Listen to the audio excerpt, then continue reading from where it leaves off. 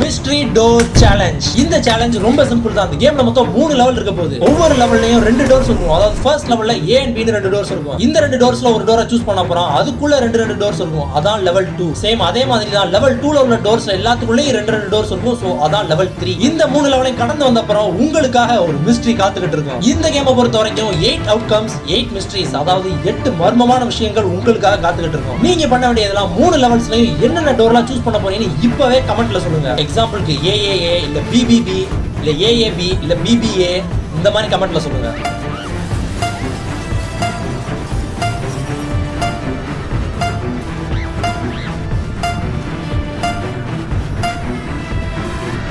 மூணு லெவல்ஸ்க்கும் என்னென்ன டோர்ஸ்லாம் சூஸ் பண்ண போறீங்கன்னு சொல்லிட்டீங்களா? இப்போ உங்களுக்கான அந்த mystery door flow chart map இதோ.